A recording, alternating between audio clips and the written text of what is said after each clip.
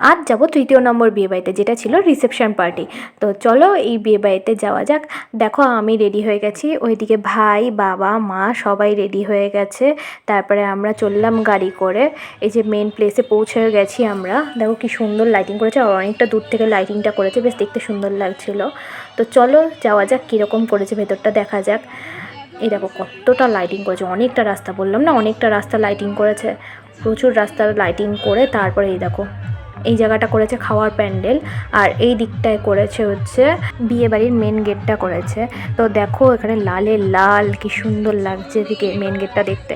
এখনকার দিনে মনে হয় এই গেটটাই চল উঠেছে, কারণ সব জায়গায় দেখছি এরকমই গেট করেছে, আর কি সুন্দর লাগে এই গেটগুলো দেখতে, ফ্লাওয়ারের গেটগুলো।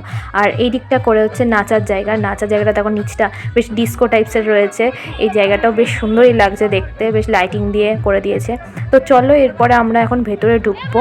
ভেতরে ঢুকেই প্রথমে গণপতি বাপ্পাকে নমস্কার দিয়ে তারপরে আমরা যাব অন্য জায়গায়। তো এই দেখো ভেতরটা আমি আরেকবার একটু ভালো করে দেখিয়ে দিই। এই দেখো ভেতরটা বেশ সুন্দর করেছিল ডিজাইনটা। আর এইটা হচ্ছে ব্যানার ভেতরে ঢোকার মুখেই, যেখানে বড় বউয়ের ব্যানার থাকে, তো সেখানে বড় বউয়ের ব্যানার। আর ভেতরে ছিল টেন্টের মতো লাইটিং দিয়ে ডেকোরেশনটা করা, বেশ সুন্দর লাগছিলো, আর অনেকটা জায়গা নিয়ে করা হয়েছে, তো বেশ ভাল লাগছিল দেখতে। এই জিনিসটাও এখন সব জায়গায় করে, বেশ ভালোই লাগে দেখতে। তো এইটা দেখার পরে আমরা চলে গেলাম বড় বউয়ের কাছে, মেন যারা অ্যাট্রাকশন আজকে, যাদের জন্যই আজকে মেন এই রিসেপশনের অনুষ্ঠানটা করা, এই যে ব্রাইড আর গ্রুম। তো মা ওদেরকে গিফট দিয়ে চলে আসলো, আর এদিকে সব ফটো সেশন চলছে। তো ফটো সেশনের মধ্যে দিয়ে আমরা এদিকে চলে আসলাম দেখে টেকে বড় বউকে। তারপরে চারিদিকে একটুখানি ঘুরে ফিরে দেখার পালা, তো চারিদিকে একটু ঘুরে ফিরে দেখছিলাম। এই জায়গাটা হচ্ছে ফটো সেশনের জায়গা, মানে সাধারণ মানুষ যেখানে ফটো তুলতে পারে, তো সেই জন্য সেখানে জায়গা। আমিও কয়েকটা ওখান থেকে ফটো তুলে নিলাম। আর এই দিকটায় বসেছে দেখো কত রকম স্টল, ফুচকা, চিকেন উইংস সব কিছু ছিল। তো সেখান থেকে আমি আগে ফার্স্টে ফুচকাটা ট্রাই করব, আর কাকু ভালোবেসে আর একটা আমার হাতে ধরে দিয়েছে।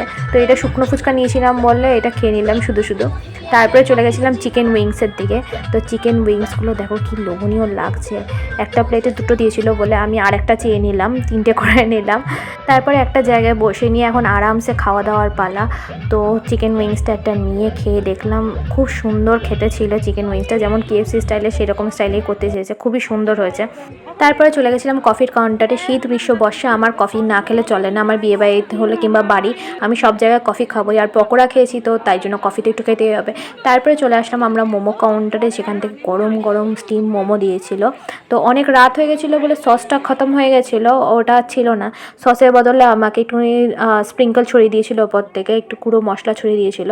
তো সেটা নিয়ে এখন আমি মোমোটা এখন খাবো। প্রচণ্ড গরম ছিল, যেহেতু স্টিমটার সঙ্গে সঙ্গে করেছে, প্রচণ্ড গরম ছিল, তাই জন্য আমি আর খেতে পারলাম না এটা। এত গরম গরম খাওয়ার পর একটু ঠান্ডাও তো খেতে হবে, একটু শরীরটাকে ঠান্ডাও তো রাখতে হবে। তো সেই জন্য আমরা চলে গেলাম মকটেল কাউন্টারে থেকে মকটেল নিতে। আমি নিয়েছিলাম এখানে কোকাকোলা, এখানে আমি কেন সবাই এখান থেকে কোকাকোলাটাই নিয়েছিল, ফ্লেভারের সোডা দিয়ে যেটা করে। আর এখানে দেখো একটা দিদি কি সুন্দর করে বানিয়ে দিল, এটা স্প্রাইটে করেছিল, কিন্তু এটা কার জন্য করেছিল জানি না, বেশ সুন্দর কালারটা লাগছিলো। আমি ভেবেছিলাম ওইটা হয়তো আমাকে দেবে, বাট দেয়নি আমাকে, কি কষ্ট আমার। তো তারপরে ওখান থেকে কোলা ফ্লেভারটাই আমি নিয়ে নিলাম। তারপরে আমি খেলাম, একটুখানি গলাটা ভিজিয়ে নিলাম, প্রচণ্ড টেস্ট হয়েছিল খেতে। কোকাকোলাটা খেয়ে একটুখানি হজম করে নিলাম, কারণ আমাদের মাটন খেতে হবে, সোসটা আবার মাটন, তো সেটা খেতে হবে, খাওয়ার জন্য আমাদের পেটটাও তো খালি রাখতে হবে। এরপর একটু রেস্ট নিয়ে আমরা চলে গেলাম মেইন কোর্সের দিকে, একটুখানি বসে টসে নিয়ে একটু খাবারটা হজমও হয়ে গেছিলো ততক্ষণে। তো মেইন কোর্সে দেখো এই ছিল হচ্ছে আজকের মেনু, বেশ ভালোই ছিল, সিম্পলের মধ্যে বেশ ভালোই মেনু ছিল, একটা রাজকীয় একটা ব্যাপার ছিল খাবারটার মধ্যে। আর এই দেখো এটা হচ্ছে প্যান্ডেলের ডেকোরেশন। এই প্যান্ডেলের ডেকোরেশনটা এখন সব জায়গায় দেখছি, রায়াদির বিয়েতে ফার্স্ট দেখেছিলাম, তারপর থেকে দেখি সব জায়গায় এরকমই প্যান্ডেল করে। তো চলো আমরা এখন খেতে বসে পড়েছি, আমি বাবা মা সবাই খেতে বসে পড়েছি। তো ফার্স্টেই দিয়ে দিল প্লেট, তারপরে দিয়েছিল জলের বোতল, তারপরে এই যে আমাদের চলে এসছে ফিশ কাটলেট, তারপরে ছিল ওটার সাথে সস। তো ফিশ কাটলেটটা ভাঙলাম, ভেঙে দেখলাম একটু ফিশ ছিল, আর আলু দিয়ে ইয়ে করা ছিল, যেরকম চপ করে, তো সেরকম চপ দিয়েছিল ফিশ কাটলেটটা, বেশ ভালো লাগছিলো। ফিশের ফ্লেভারটাও ছিল, এই দেখো ফিশও ছিল, আমি ভেঙে দেখাচ্ছি দাঁড়া, এই দেখো কি সুন্দর ফিশ ছিল। আর তারপরেই ছিল স্যালাড, এরপরেই ছিল বাটার নান, আর তার সাথে ছিল মটন কিমার ডাল মাখানি। তো আমি আগে বাটার নানটা ছিলাম, তো বাটার নানটা খুব সফট হয়েছিল আর টেস্টও ছিল খেতে। তো ওইটার সাথে একটুখানি মাটন কিমাটা নিয়ে একটুখানি খেয়ে দেখলাম, খুবই ভালো লাগছিলো, টেস্ট করে দেখলাম। আর তারপরে আমার পাতে কি পড়েছিল জানো, চর্বি, মাটনের চর্বি, দেখো কি থলথলে পিস চর্বি, আমি আইটুনি খুঁজে দেখছিলাম, তো আর পেলাম না, একটাই পড়েছিল আমার বাদে চর্বিটা। তো তারপরেই চলে এসেছিলো আমাদের ভাত আর ডাল, ভেজ ডাল ছিল, আর ভেজ ডালের সাথে একটুখানি চিপস আর লেবু না হলে বেশ কম্বিনেশনটা যায় না। তো চিপসও চলে আসলো সাথে সাথে। এরপরেই চলে এসেছিলো দই কাতলা। দেখো দই কাতলাটা দেখতেই হেভি লোভনীয় লাগছিলো, আর মাছটা এত নরম ছিল, এত নরম ছিল কি বলবো। আমার পেটির পিস পড়েছিল তো আরও নরম হয়েছিল, মানে খুলে খুলে পড়ে যাচ্ছিলো মাছটা।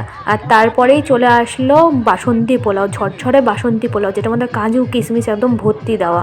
তারপরেই চলে আসলো আমাদের সবার প্রিয় মাটন। তো এই দেখো মাটনের পিসটা রেয়াজি খাসি ছিল একদম, আর তুলতুলে সফট একদম চর্বির পিস পড়েছিল, এত মানে ধরছি আর খুলে খুলে পড়ে যাচ্ছে। এই দেখো চর্বির পিসটা দিয়ে একটুখানি পোলাও মেখে একটুখানি খেয়ে নিলাম, ও অসাধারণ লাগছিল খেতে। তারপরে আমি দেখো আমার পাতে পড়েছিল একটা মেটে পড়েছিল, খাসি মেটে। তো ওই মাংসটা খাওয়া হয়ে গেছিলো বলে দ্বিতীয়বার আবার একটুখানি নিয়েছিলাম মাংসটা। যেই মাংসই নিই না কেন প্রত্যেকটা মাংসই একদম ধরলেই খুলে খুলে পড়ে যাচ্ছে, পুরো রেয়াজি খাসি। তারপরে আমি আরেকবার নিয়েছিলাম মেটে। আর এখানে না মাংস সবই যাচাই ছিল, মানে যতবার তুমি খেতে পারো ততবার তোমাকে দিচ্ছিল, মানে কোনো লিমিট নেই, আনলিমিটেড মাংস ছিল। মাংস কেন সবকটা রান্নাই আনলিমিটেড ছিল। তারপরে আমাদের চলে আসলো শেষ পাতে ডেজার্টের চাটনি, পাঁপড়, আর এদিকে ছিল রসমালাই, আর ওইটা ছিল রসগোল্লা। রসমালাইয়ের ওপরে যে ক্ষীরটা ছিল ওইটা পুরো একদম মানে কি বলবো, এত টেস্টি ছিল না, এত টেস্টি ছিল, এরকম রসমালাই আমি আগে কখনো খাইনি। এই দোকানের রসমালাইটা আমি একবার জিজ্ঞেস করে নিয়ে খাবো। তো তারপরে ছিল এই জাম্বো সাইজের একটা রসগোল্লা, সব শেষে ছিল একটা হজমোলা। তো এই ছিল আজকের দিনের আমার ব্লগ। ভালো লাগলে অবশ্যই একটা লাইক আর সাবস্ক্রাইব করে দেবে। দেখা হবে অন্য একটা ভিডিও। আজকের জন্য টাটা।